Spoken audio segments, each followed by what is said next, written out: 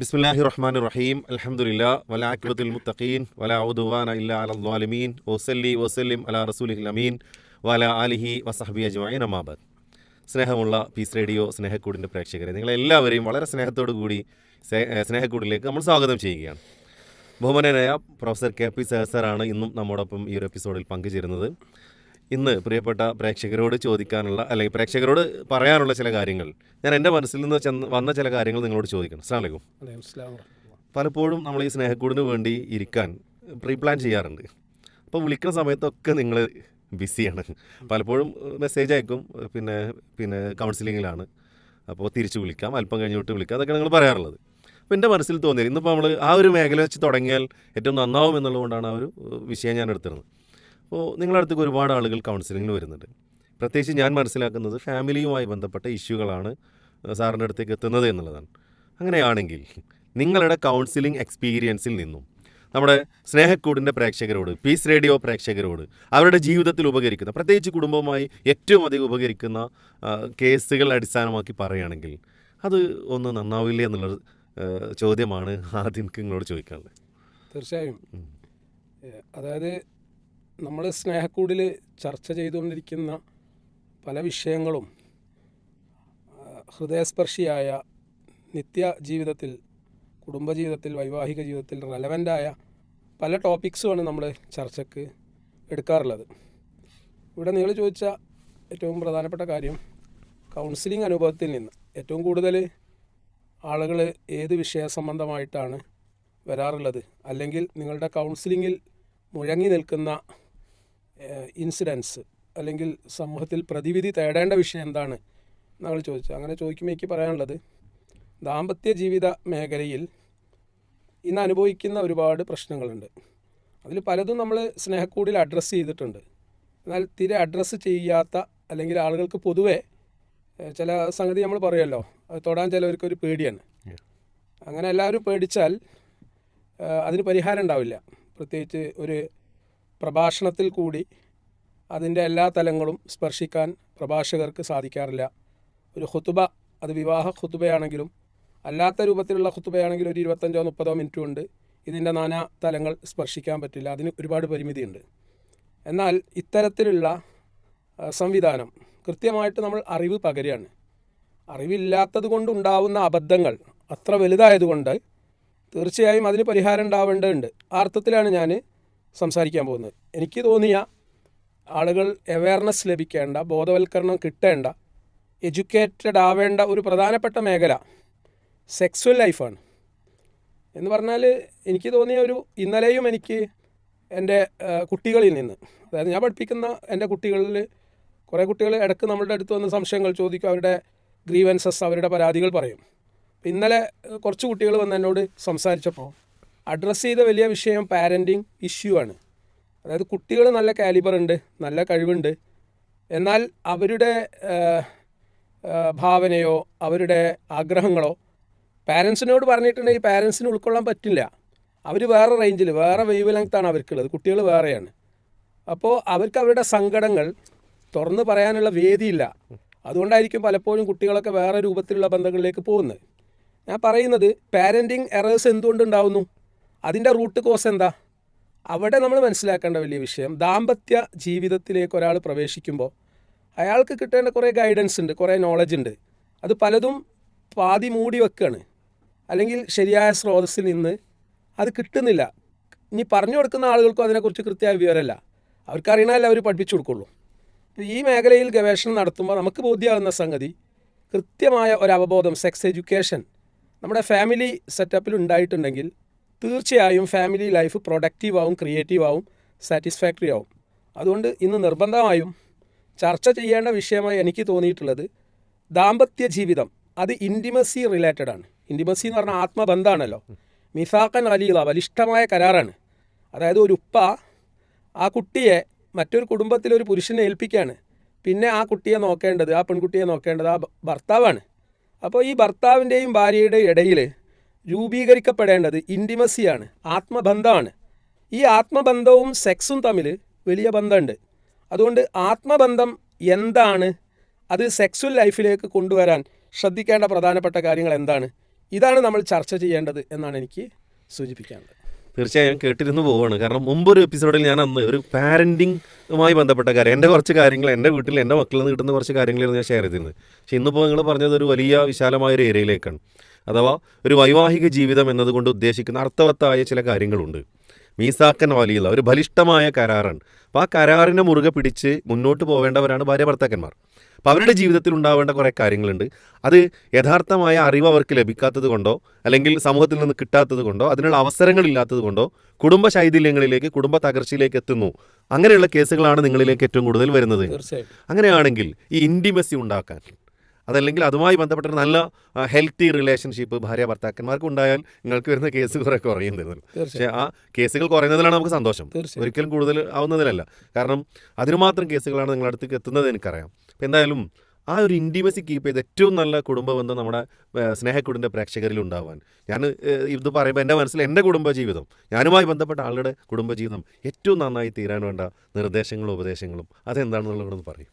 ഇതിൽ പിന്നെ ഷമീം സാറെ ആദ്യം ശ്രദ്ധിക്കേണ്ട കാര്യം, രണ്ട് കുടുംബത്തിൽ നിന്ന് രണ്ട് വ്യത്യസ്ത പ്രകൃതം, വ്യത്യസ്ത അഭിരുചികൾ, വ്യത്യസ്ത പിന്നെ ബാക്ക്ഗ്രൗണ്ട്, തീർത്തും വ്യത്യസ്തമാണല്ലോ. അവർ പരസ്പരം അറിയില്ലല്ലോ, ലവ് മാരേജ് അല്ലല്ലോ. അതായത് ഇപ്പോൾ ഒരു പുരുഷൻ ഒരു പെണ്ണിനെ പോയി കാണുകയാണ്, കണ്ട് ഇഷ്ടപ്പെട്ട് കൊണ്ടുവരികയാണ്. അവർ തമ്മിൽ ഒന്നും അറിയില്ല. ഇനി അറിയുകയാണെങ്കിൽ തന്നെ ഒരു 5, 10, 20 മിനിറ്റിൻ്റെ സംസാരത്തിലുള്ള കാര്യം അറിയുള്ളൂ. അപ്പോൾ ഇവിടെ ദാമ്പത്യ ജീവിതം തുടങ്ങുന്ന ഘട്ടത്തിൽ ഒന്നാമത്തെ ദിവസം അല്ലെങ്കിൽ രണ്ടാമത്തെ ദിവസം തന്നെ സെക്സ്വൽ ഇൻ്റർകോഴ്സിലേക്ക് എത്തിക്കഴിഞ്ഞാൽ ഉണ്ടാകുന്ന പ്രശ്നം എന്താണ്? അതാണ് നമ്മൾ ചിന്തിക്കേണ്ടത്. അപ്പോൾ ആ സെക്സ്വൽ ഇൻ്റർകോഴ്സ് എന്നുള്ള സംഗതി ഉണ്ടാവുന്നതിന് മുമ്പ് ഉണ്ടാവേണ്ട ഏറ്റവും പ്രധാനപ്പെട്ട കാര്യം ഇൻറ്റിമസിയാണ്. പെണ്ണിന് പ്രത്യേകിച്ചത് നിർബന്ധമാണ്. ഒരു പെണ്ണിനെ സംബന്ധിച്ചിടത്തോളം അവൾ വേറൊരു വീട്ടിൽ നിന്നാണ് വരുന്നത്. അവളുടെ ഉമ്മ, അവരുടെ ഉപ്പ, അവരുടെ ബ്രദർ, സിസ്റ്റേഴ്സ്, കുടുംബത്തെ മുഴുവൻ വിട്ടാൽ പോരുന്നത്, പറിച്ച് നടുകയാണ്.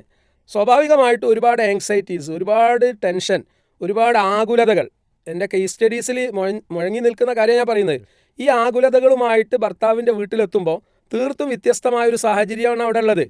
അപ്പോൾ അവിടെ ഒരു നല്ല അന്തരീക്ഷം ഇല്ല എങ്കിൽ അവിടെ എന്താവില്ല, അവിടെ കംഫർട്ടബിൾ ആവില്ല, സുരക്ഷിതാവില്ല. അപ്പോൾ ആ ഒരു ഇമോഷണൽ സപ്പോർട്ട് അല്ലെങ്കിൽ ഇമോഷണൽ ഇൻറ്റിമസി, അതാണ് ആദ്യം ഉണ്ടാവേണ്ടത്. വൈകാരികമായിട്ടുള്ള ഒരു അടുപ്പം ആ പെണ്ണിന് കിട്ടേണ്ടത് വൈകാരികമായ അടുപ്പാണ്. ഈ വൈകാരിക അടുപ്പ് ആരാ കൊടുക്കേണ്ടത്? ഭർത്താവാണ് ഒന്നാമതായി കൊടുക്കേണ്ടത്. അപ്പോൾ ആ ഭർത്താവ് ഈ ഭാര്യയെ മനസ്സിലാക്കുക എന്നുള്ളത് വളരെ പ്രധാനപ്പെട്ട കാര്യമാണ്. അപ്പോൾ അതിന് വേണ്ട ഒന്നാമത്തെ ഘടകം എന്ന് പറഞ്ഞാൽ ഓപ്പൺ കമ്മ്യൂണിക്കേഷനാണ്. അതായത് ഈ ആണും പെണ്ണും തമ്മിൽ തുറന്ന് സംസാരിക്കണം. പ്രവാചകൻ സല്ലല്ലാഹു അലൈഹി വസല്ലമയുടെ അധ്യാപനത്തിൽ നമുക്ക് കാണാൻ പറ്റും, കല്യാണം കഴിഞ്ഞ ഭാര്യനെയും ഭർത്താവിനും സ്വതന്ത്രമായി വിടണം അല്ലേ? ആ സ്വതന്ത്രമായി വിടുക എന്ന് പറഞ്ഞാൽ അവരുടെ ഹണിമൂൺ എന്ന പേരെ നമ്മൾ പറയാം. ഈ ഹണിമൂൺ സമയത്താണ് അല്ലെങ്കിൽ ആ 10, 20 ദിവസത്തിനുള്ളിലാണ് അധിക സൽക്കാരങ്ങൾ നമ്മൾ നടത്തുക. എന്നാൽ ഇവർക്ക് ഒന്ന് ഓപ്പണായി കമ്മ്യൂണിക്കേറ്റ് ചെയ്യാനുള്ള അവസരങ്ങൾ പോലും നിഷേധിക്കപ്പെടുന്നു. അപ്പോൾ നമ്മൾ അവർക്ക് ചെയ്തു കൊടുക്കേണ്ട ഏറ്റവും വലിയ നന്മ എന്താണ്? അവരെ വെറുതെ വിടുക എന്നുള്ളതാണ്. അവർ കമ്മ്യൂണിക്കേറ്റ് ചെയ്യട്ടെ. അപ്പോൾ ഗൾഫിൽ നിന്ന് ഒരാൾ നാട്ടിൽ വന്നു, ഒരുപാട് തെരഞ്ഞു, അവസാനം ഒരു പെണ്ണിനെ കണ്ടു, കല്യാണം കഴിച്ചു, പിന്നെ ആകെ 15, 20 ദിവസം ഉണ്ടാവുള്ളൂ തിരിച്ചു പോകാൻ. അതിൻ്റെ ഇടയിൽ അവർ തമ്മിൽ ഈ ഒരു ഇമോഷണൽ ഇൻറ്റിമസി, വൈകാരികമായിട്ടുള്ള അടുപ്പുണ്ടാക്കിയിട്ടില്ലെങ്കിൽ എന്തായിരിക്കും അതിൻ്റെ ഫലം? അപ്പോൾ ഒന്നാമതായിട്ട് അവിടെ സംഭവിക്കേണ്ടത് എന്താണ്? ഓപ്പൺ കമ്മ്യൂണിക്കേഷനാണ്, തുറന്ന സംസാരമാണ്. ഒരു പെണ്ണിനെ സംബന്ധിച്ചിടത്തോളം അവൾക്ക് ഒരുപാട് കാര്യങ്ങൾ സംസാരിക്കേണ്ടാവും. അപ്പോൾ ആ സംസാരത്തിൽ കൂടി അത് കേട്ടുകൊടുത്ത് അവളോട് സംസാരിച്ച് ഒരു നല്ല ആത്മബന്ധം സ്ഥാപിക്കാൻ ഈ പുരുഷൻ തയ്യാറാവണം. അതുപോലെ തന്നെ പുരുഷൻ തയ്യാറാവേണ്ട സംഗതി എന്ന് പറഞ്ഞാൽ അവൾ പറയുന്ന കാര്യങ്ങൾ കേട്ടുകൊടുക്കുന്നതോടൊപ്പം റിസപ്റ്റീവ് ആവുക എന്നുള്ളതാണ്. അപ്പം ഞാൻ മസിൽ പിടിച്ചിങ്ങനെ നിൽക്കുകയാണ് എൻ്റെ ഭാര്യൻ്റെ മുമ്പിൽ, അവൾക്ക് പിന്നെ എന്നോടൊന്നും പറയാണ്ടാവില്ല. അല്ലെങ്കിൽ ഞാൻ വളരെ റിസർവ്ഡാണ്, വളരെ റെറ്റിസൻ്റാണ്, അല്പം മാത്രം സംസാരിക്കുന്ന ഒരു പ്രകൃതക്കാരനാണെങ്കിൽ എൻ്റെ ഭാര്യയ്ക്ക് പേടിയായിരിക്കും ഈ വ്യക്തി എങ്ങനെയാണ്. അതുകൊണ്ട് തന്നെ ഓപ്പൺനെസ് എല്ലാ അർത്ഥത്തിലും ഭർത്താവിൻ്റെ ഭാഗത്തുനിന്ന് ഉണ്ടാവണം. കൂടെ തന്നെ ഹോണസ്റ്റായിട്ട്, വളരെ സത്യസന്ധമായി, റിസപ്റ്റീവായിട്ട് സ്വീകരിക്കുന്ന ഒരു മനോഭാവത്തിലായിരിക്കണം സംസാരം നടത്തേണ്ടത്. ഈ ഒരു ട്രസ്റ്റ് ബോണ്ട് അല്ലെങ്കിൽ ആ പരസ്പര വിശ്വാസം സ്ഥാപിക്കുക എന്നുള്ളതാണ് ഇമോഷണൽ ബോണ്ട് ഉണ്ടാക്കുന്ന ഏറ്റവും പ്രധാനപ്പെട്ട കാര്യം. ആ ഒരു ട്രസ്റ്റ് ഉണ്ടാക്കുക. അതായത് എൻ്റെ ഭർത്താവാണ്, ആ ഭർത്താവിനെ എനിക്ക് വിശ്വസിക്കാൻ പറ്റും, അദ്ദേഹം എന്നെ അങ്ങേയറ്റം സ്നേഹിക്കുന്നു, ഇഷ്ടപ്പെടുന്നു എന്നുള്ളത് ആ ഫീല് ഭർത്താവ് ഉണ്ടാക്കി കൊടുക്കണം. ഈ ചുരുങ്ങിയ ദിവസങ്ങൾ കൊണ്ട് അതുണ്ടാക്കുക എന്നുള്ളതാണ് സെക്സ്വൽ ആക്ഷനിലേക്ക് പോകുന്നതിന് മുമ്പ് ഭർത്താവ് ചെയ്യേണ്ട ഏറ്റവും പ്രധാനപ്പെട്ട കാര്യം. തീർച്ചയായും നമ്മളൊരു ഓപ്പൺ ചർച്ചയിലാണ്. ഈ ചർച്ച ഉണ്ടെങ്കിൽ ഒരുപാട് കുടുംബങ്ങൾക്ക് അത് ഉപകരിക്കുമെന്നതുകൊണ്ടാണ് നമ്മൾ ഇങ്ങനെ തന്നെ പറയുന്നത്. ഇപ്പം ഇൻറ്റിമസി ഉണ്ടാക്കിയെടുക്കുക എന്നതാണ് ഒരു വൈവാഹിക ജീവിതത്തിൽ ആദ്യമായിട്ട് ചെയ്യേണ്ടത് എന്നാണ്. അതിന് വേണ്ട കാര്യങ്ങൾ ഓപ്പൺ കമ്മ്യൂണിക്കേഷൻ, തുറന്ന സംസാരങ്ങൾ ഉണ്ടാവുന്നതാണ്. ഭാര്യയും ഭർത്താവും തമ്മിൽ പരസ്പരം തുറന്ന് പറയാൻ, അവിടെ ഒരു മസിൽ പിടുത്തമൊന്നും ഇല്ലാതെ ഒഴിഞ്ഞിരുന്ന് സംസാരിക്കാനും കേട്ടുകൊടുക്കാനും പരസ്പരം തിരിച്ചറിയാനും മനസ്സിലാക്കാനും സാധിക്കുക എന്നുള്ളതാണ് ഒന്നാമതായിട്ട് നമ്മൾ ചെയ്യേണ്ട കാര്യം എന്നുള്ളതാണ്. ഇതൊക്കെ ചെയ്യുന്നതിന് മുമ്പ് തന്നെ ഒരു ലൈംഗിക ബന്ധത്തിലേക്ക് ഏർപ്പെട്ട് കഴിഞ്ഞാൽ അത് ഏത് തരത്തിൽ, അതിൽ പ്രത്യേകിച്ച് എൻ്റെ മനസ്സിൽ ക്യാച്ച് ചെയ്തൊരു വാക്ക് സാർ, പറിച്ചു നടുക എന്നുള്ളൊരു വാക്കാണ്. തീർച്ചയായും അല്ലേ, നമ്മുടെ വീടുകളിലൊക്കെ നമ്മൾ ചെടികൾ നട്ട് അവിടെ നിന്ന് അതിൻ്റെ ഒരു യഥാർത്ഥ പൊസിഷൻ മറ്റൊരു പൊസിഷനിലേക്ക് മാറ്റുമ്പോൾ അവിടെ അതൊന്ന് വളർന്നു വരാൻ കുറേ സമയം എടുക്കുക നമുക്ക് കാണാൻ പറ്റും. ചിലത് പാടെ വാടിപ്പോവും.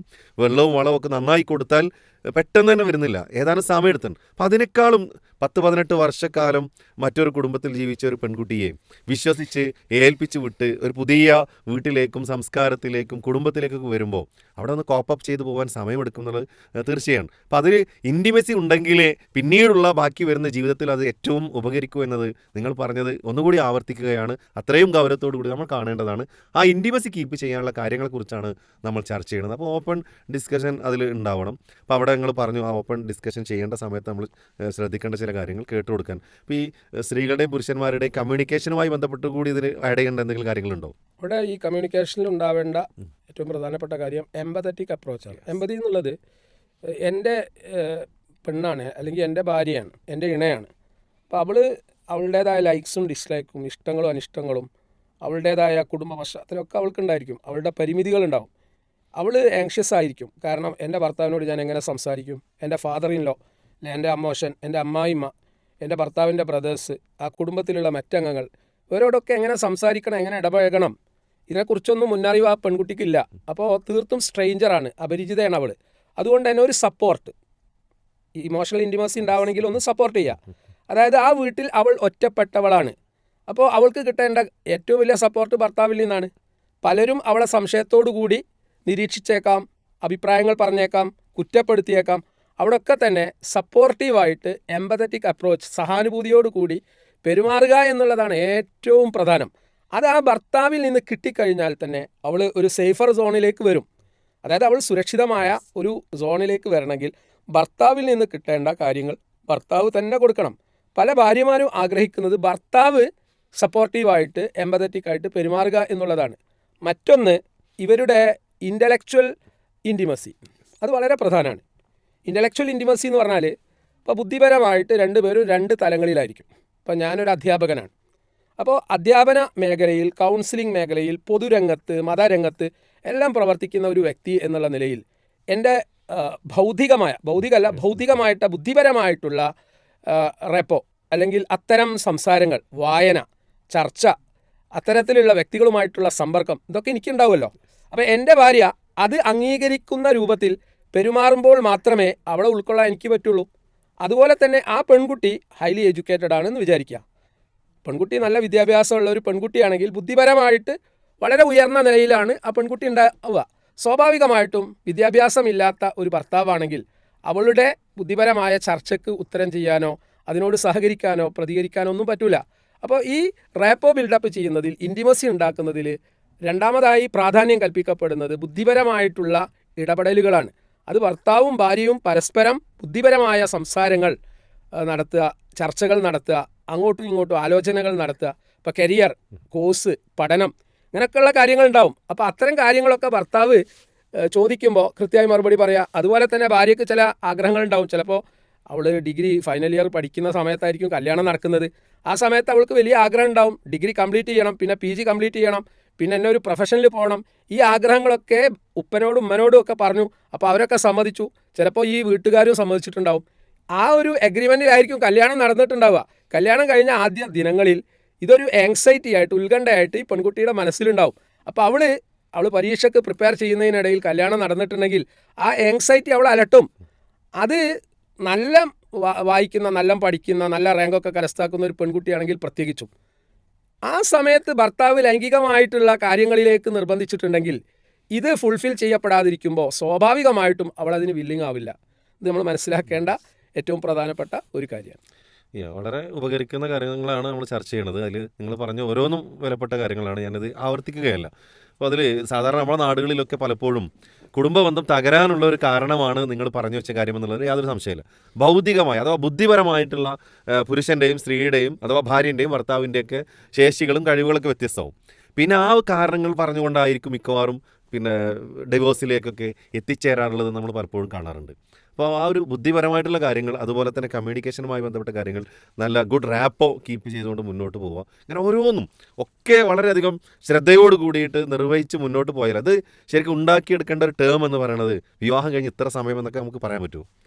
യഥാർത്ഥത്തിൽ ഈ ഒരു ഇൻറ്റിമസി ക്രിയേറ്റ് ചെയ്യണമെങ്കിൽ വൈവാഹിക ജീവിതത്തിലേക്ക് പ്രവേശിക്കുന്ന ഒരാൾക്ക് ആ ഒരു അവബോധം വേണം അല്ലേ.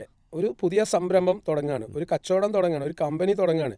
ആ കച്ചവടം നമ്മൾ തുടങ്ങുമ്പോൾ അതിൻ്റെ A to Z നമ്മൾ പ്ലാൻ ചെയ്യാറുണ്ട്. ഒരു ഉംറക്കോ ഹജ്ജിനോ പോകുന്ന ഒരാൾ ഉംറയെ സംബന്ധിച്ചും ഹജ്ജിനെ കുറിച്ചും ശരിക്കും പഠനം നടത്താറുണ്ട്.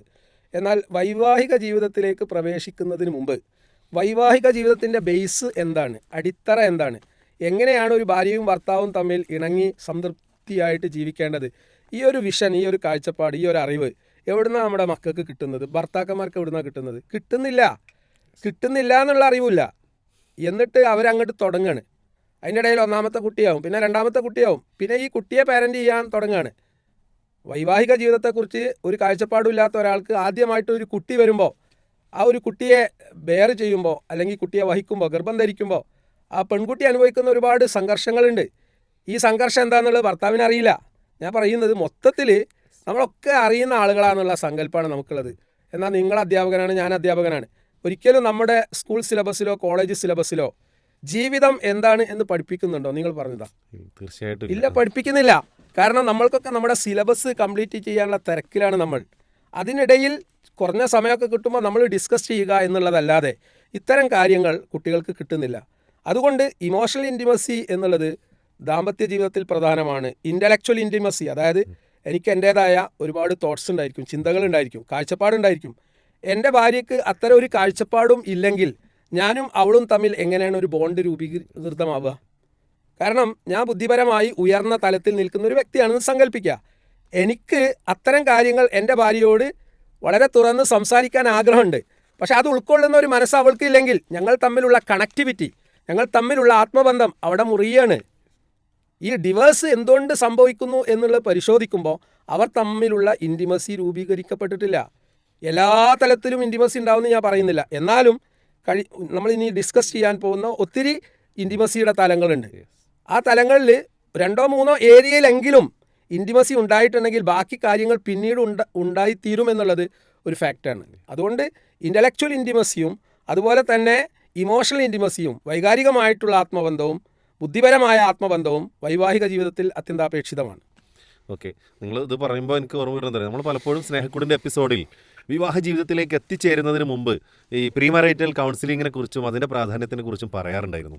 അതിനുള്ള സംവിധാനങ്ങൾ മഹല്ലുകൾ കേന്ദ്രീകരിച്ച്, അതുപോലെ തന്നെ സംഘടനാ സംവിധാനങ്ങൾ, മുസ്ലിം സംഘടനകൾ അവരവരുടെ സംഘടനാ സംവിധാനങ്ങൾ വെച്ച് നമ്മുടെ യുവാക്കൾക്കും യുവതികൾക്കും നൽകിയിട്ടില്ലെങ്കിൽ കുടുംബ ശൈഥില്യങ്ങളുടെ എണ്ണം ഇനിയും വർദ്ധിച്ചു വരും എന്നതാണ് സങ്കടകരമായൊരു കാര്യം. അപ്പോൾ ആ ഒരു കാര്യം വീണ്ടും ഈ സ്നേഹക്കൂട് അടിവരയിട്ടുകൊണ്ട് പറയുകയാണ് പ്രീമറൈറ്റൽ കൗൺസിലിംഗ്. സാർ, ശരിക്കും നിങ്ങൾ ഇതുപോലുള്ള കൗൺസിലിംഗ് പ്രീമറൈറ്റൽ കോഴ്സുകൾ നമ്മൾ കണ്ടക്ട് ചെയ്യാറുണ്ട്. തീർച്ചയായും. അപ്പോൾ അത് കണ്ടക്ട് ചെയ്ത് അവിടെ നിന്ന് പോകുന്ന കുട്ടികളുടെ ഒരു എക്സ്പീരിയൻസ്, അല്ലെങ്കിൽ അവർ എഴുതി വെക്കുന്നതും അല്ലെങ്കിൽ പിന്നീട് അവർ നിങ്ങളായിട്ട് കോൺടാക്ട് ചെയ്യുമ്പോൾ ആ ഒരു കാര്യം കൂടി ഈ ഒരു സമയത്ത് പറഞ്ഞാൽ ഉപകരിക്കുമോ? അതായത് ഇത്തരം സന്ദർഭങ്ങളിൽ നമ്മൾ മനസ്സിലാക്കേണ്ടത്, ഒരു വിഷയത്തെ സംബന്ധിച്ച് ആധികാരികമായ വിവരം ലഭിച്ചു, എന്നിട്ട് വൈവാഹിക ജീവിതത്തിലേക്ക് പ്രവേശിച്ചു, അങ്ങനെയുള്ള ഒരു വ്യക്തി, എന്നാൽ അതിനെക്കുറിച്ച് ഒരു ABCD ഒന്നും അറിയാത്തൊരു വ്യക്തി വൈവാഹിക ജീവിതത്തിലേക്ക് പ്രവേശിച്ചു, രണ്ടും ഈക്വൽ ആവില്ലല്ലോ. ഒരിക്കലുമല്ല. അപ്പോൾ ഇങ്ങനെ ഈ കോഴ്സ് കഴിഞ്ഞതിന് ശേഷം ദാമ്പത്യ ജീവിതത്തിൽ പ്രവേശിച്ച് മക്കളൊക്കെ ഉണ്ടായ കുട്ടികൾ പലപ്പോഴും കാണാറുണ്ട്, സംസാരിക്കാറുണ്ട്.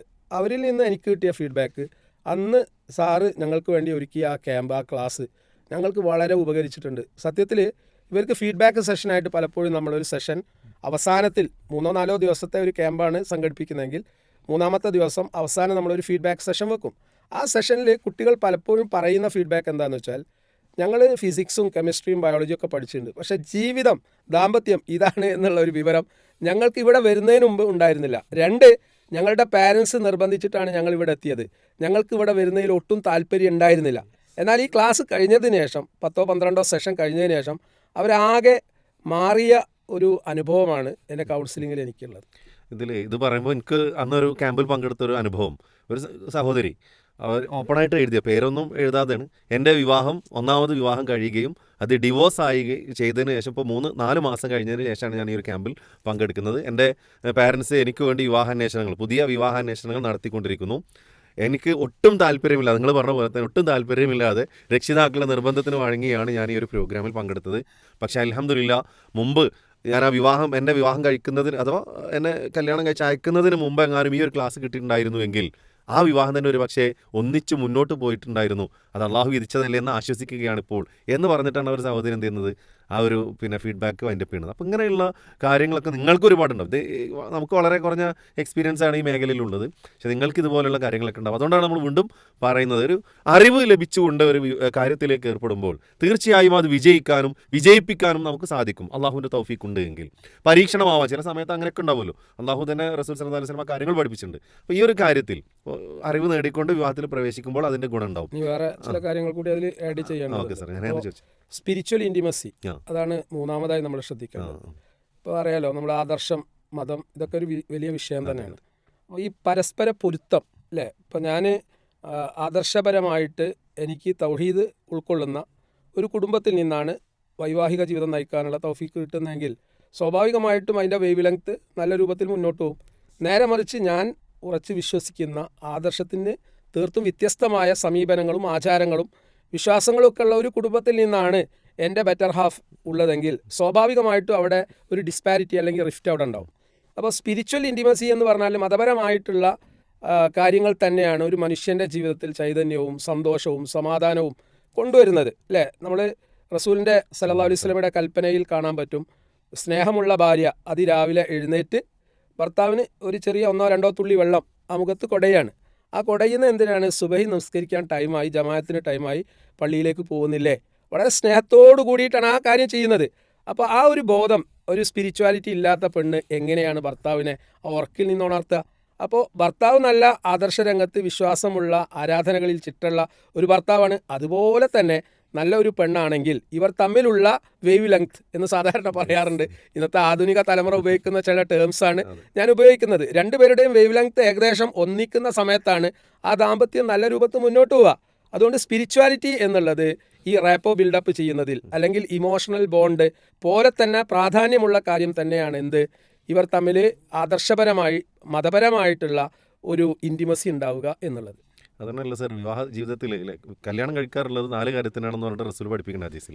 എന്നിട്ട് അതിൽ അവസാനമായിട്ട് പറയുന്നത് വൽഫർ ബിദാത്തി ദീൻ, തെരിബത്തി അതാക്കുന്നതാണ്. അഥവാ ദീനുള്ളത്. ഈ ദീൻ എന്നതുകൊണ്ട് ഉദ്ദേശിക്കുന്ന ഇവിടെ ആ സ്പിരിച്വൽ കാര്യങ്ങളാണല്ലോ. അപ്പോൾ സ്വാഭാവികമായിട്ടും അതിനാണ് പ്രാധാന്യം കൽപ്പിക്കേണ്ടത് എന്നുണ്ട്. മറ്റു പല കാര്യങ്ങൾക്ക് വേണ്ടി വിവാഹം കഴിച്ചേക്കാം, പക്ഷേ ഈ സ്പിരിച്വൽ അഥവാ മതപരമായ ദീനിപരമായ കാര്യങ്ങൾ നോക്കിയിട്ടാണ് ഒരാൾ ഇണയെ സ്വീകരിക്കേണ്ടത്. അപ്പോൾ ആ സ്പിരിച്വൽ ബോണ്ട് വളരെ പ്രധാനമാണ്. നിങ്ങൾ സൂചിപ്പിച്ചത് അൽഹംദുലില്ലാഹ്, സന്തോഷം.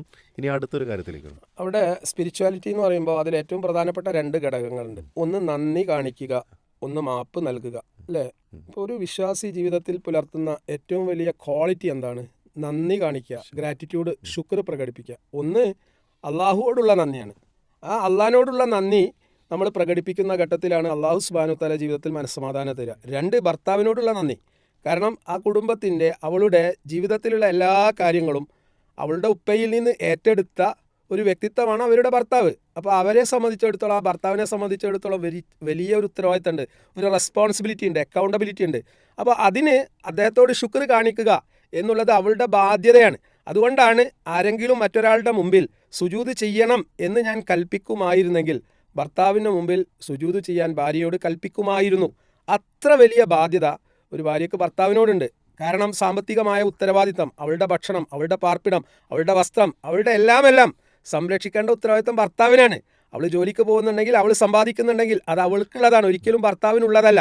അതുകൊണ്ട് ഈ ഭാര്യ ഭർത്താവിന് കൊടുക്കേണ്ട ഒരു പരിഗണന, അതുപോലെ നന്ദി എന്നുള്ളത് വളരെ പ്രധാനമാണ്.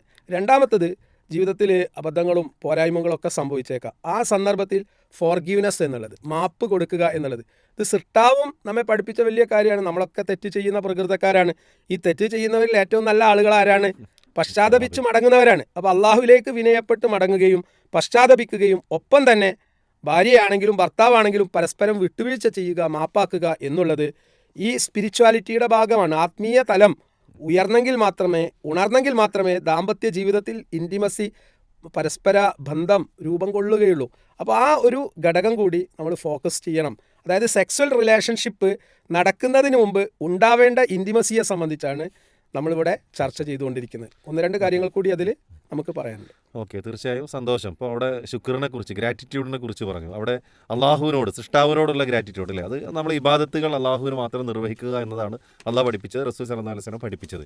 അപ്പോൾ നാഥനോടുള്ള ശുക്ർ ചെയ്യുന്നതോടൊപ്പം തന്നെ ഈ ലോകത്ത് നമുക്ക് നമ്മളുമായി സഹവസിക്കുന്ന ആളുകളോടൊക്കെയുള്ള ഗ്രാറ്റിറ്റ്യൂഡ് നിർവഹിക്കാൻ നമുക്ക് സാധിക്കണം. അത് പ്രത്യേകിച്ച് ഭാര്യ ഭർത്താക്കന്മാർക്ക് പരസ്പരം അങ്ങോട്ടും ഇങ്ങോട്ടും ശുക്ർ കാണിക്കാൻ, ഭാര്യ ഭർത്താവിനോട് കാണിക്കണം, ഭർത്താവ് ഭാര്യനോട് കാണിക്കണം. അങ്ങനെ തന്നെ തീർച്ചയായിട്ടും. അതെ, 2 ശുക്ർ. അത് ഭർത്താക്കന്മാരെ അറിയാതെ പോകുന്ന ഒരു കാര്യമുണ്ട്. കാരണം രാവിലെ മുതൽ വൈകുന്നേരം വരെ ഇദ്ദേഹത്തിന് വേണ്ടി ഒരുപാട് സർവീസുകൾ, ഖിദ്മത്തുകൾ ഈ ഭാര്യ ചെയ്യുന്നുണ്ട്. അദ്ദേഹത്തിൻ്റെ വസ്ത്രം അവളാണ് അലക്കുന്നത്, ഭക്ഷണം പാചകം ചെയ്യുന്നത്. ഇതൊക്കെ അവളുടെ ഡ്യൂട്ടി ആയിട്ടല്ല.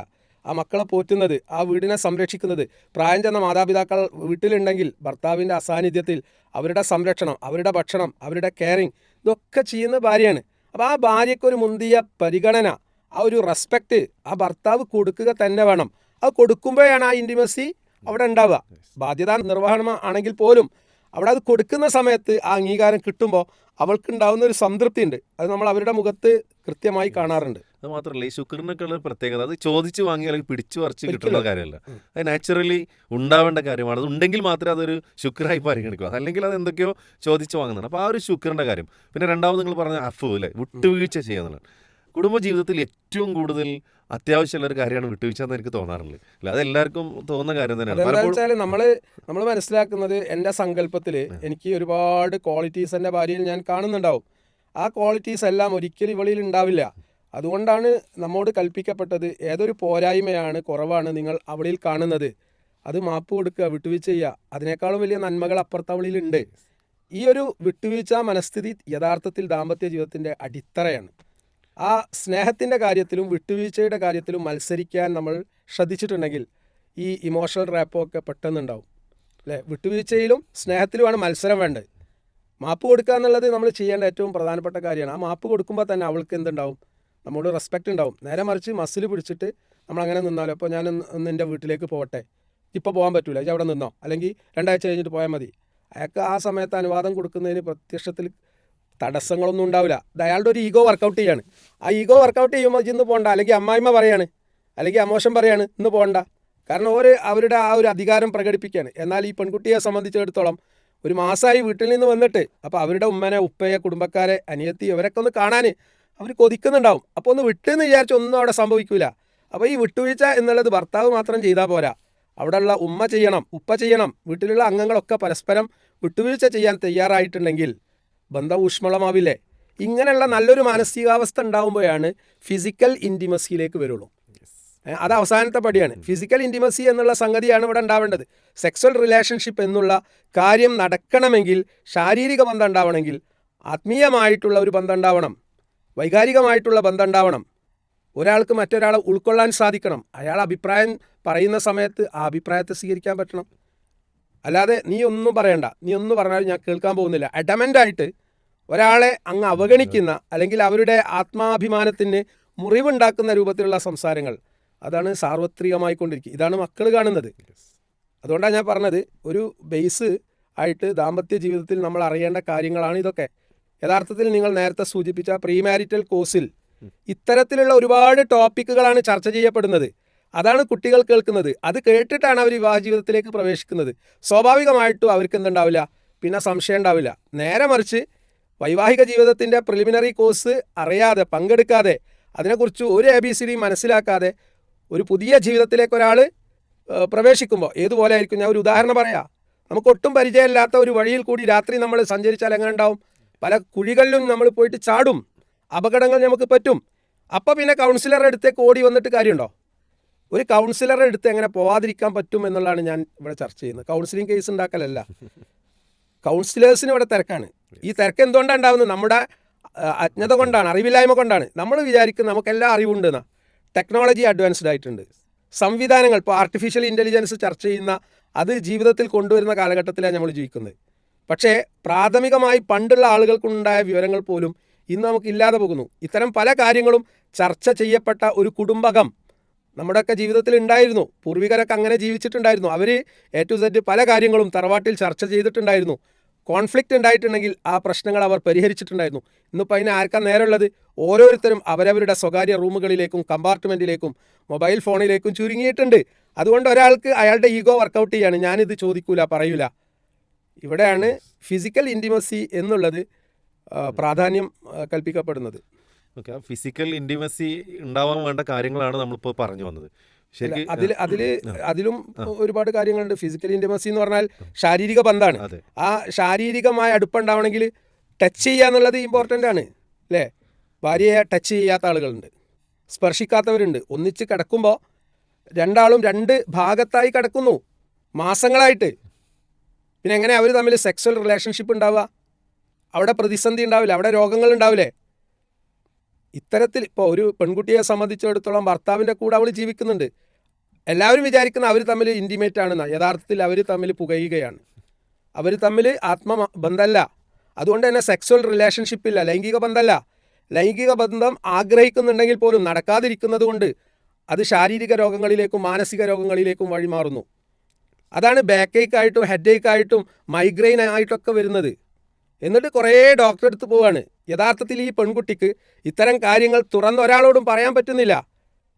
കാരണം സ്വന്തം ഉപ്പനോട് പറയാൻ പറ്റില്ല, ഉമ്മയോട് പറയാൻ പറ്റില്ല, ഒരാളോടും പറയാത്ത ഒരുപാട് ആളുകളുണ്ട്. അവർ സപ്രസ് ചെയ്യാണ്.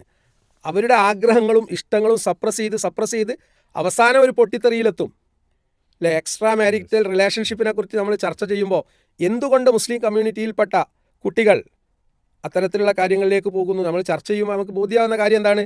അവരുടെ സെക്സ്വൽ ലൈഫ് ഫെയിലിയറാണ്, അവരുടെ ദാമ്പത്യ ജീവിതം പരാജയമാണ്. ഈ ദാമ്പത്യ ജീവിതം പരാജയപ്പെട്ടിരിക്കുന്നു എന്ന് തുറന്ന് പറയാനുള്ള അവസരം പോലും ആ കുട്ടികൾക്ക് കിട്ടുന്നില്ല. കാരണം വളരെ അഡമൻ്റായിട്ട് വളരെ നിയന്ത്രിക്കുന്ന ഒരു ഭർത്താവ് ഉണ്ടെങ്കിൽ ഒരാളോട് ഇത് മിണ്ടാൻ പറ്റൂല. അയാളുടെ വീക്ക്നെസ് അയാൾ ഒരിക്കലും അംഗീകരിക്കില്ല. ഇതാണ് അതിൽ ഏറ്റവും വലിയ. എന്നിരുന്നാലും നമ്മളൊരു ചർച്ചയ്ക്ക് തുടക്കം കുറിച്ചിരിക്കുകയാണ്. ഇതിൻ്റെ പൂർത്തീകരണം ഒരിക്കലും ഇത് പൂർത്തിയായിട്ടില്ല, നമുക്കറിയാം. ആരും പറയാൻ ശ്രമിക്കാത്ത, അല്ലെങ്കിൽ സമൂഹം ഇന്നും ഒളിച്ചു കളിക്കുന്ന, എന്നാൽ എല്ലാവർക്കും വളരെ അത്യാവശ്യമായി ഒരു പാനജലത്തിനെ പോലെ, വെള്ളത്തിനെ പോലെ, കുടിവെള്ളത്തിനെ പോലെ ആവശ്യമുള്ള കാര്യമാണ് ഇന്ന്. കാരണം കുടുംബ ശൈഥില്യങ്ങൾ, കുടുംബ തകർച്ചകൾ, അതുപോലെ തന്നെ വിവാഹത്തിനോടുള്ള കുട്ടികളുടെ സമീപനങ്ങൾ, ഇതൊക്കെ പാടെ തകിടം മറിഞ്ഞ് കുഴഞ്ഞിരിക്കുന്ന ഒരു സമയത്താണ് ഇതുപോലുള്ളൊരു ചർച്ചയ്ക്ക് ബഹുമാനായ സർ നമ്മോടൊപ്പം പങ്കുചേർന്ന്. അവിടെ ഷമീം സാർ മനസ്സിലാക്കേണ്ട ഒറ്റ പോയിന്റ് കൂടി നിങ്ങൾ കേൾക്കുക. ഓക്കെ, അതായത് നമുക്ക് വിശക്കുന്ന സമയത്ത്, അല്ലേ, നമ്മൾ ഭക്ഷണം കഴിച്ചിട്ടാണ് വരുന്നത്. ദാഹിക്കുന്ന സമയത്ത് നമ്മൾ വെള്ളം കുടിക്കുന്നു. ഇതൊരു സാധാരണ പ്രതിഭാസമാണ്. സെക്സ് എന്നുള്ളതൊരു ഹങ്കറാണ്, അതൊരു വിശപ്പാണ്. അത് അള്ളാഹു സുബ്ഹാനഹു തആല ഇവിടെ ഒരു പ്രജനനം എന്ന സംവിധാനം, ഒരു തലമുറയെ നിലനിർത്താൻ വേണ്ടി ആണിലും പെണ്ണിലും ഉണ്ടാക്കിയ ഒരു വലിയ അനുഗ്രഹമാണത്. അത് അതിൻ്റേതായ ഹലാലായ രൂപത്തിൽ നടന്നിട്ടില്ലെങ്കിൽ ആ കുടുംബം തകരൂലേ? അതിനെക്കുറിച്ച് പറഞ്ഞു കൊടുക്കണ്ടേ?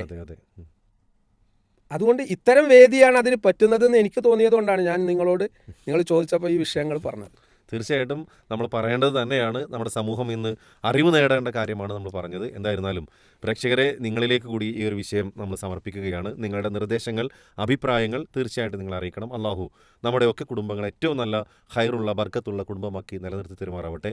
നമ്മളിലൊക്കെ വന്നുപോയ, അറിഞ്ഞും അറിയാതെയൊക്കെ വന്നുപോയ പാകപ്പിഴവുകൾ അള്ളാഹു നമുക്കൊക്കെ പുറത്തു തരുമാറാവട്ടെ.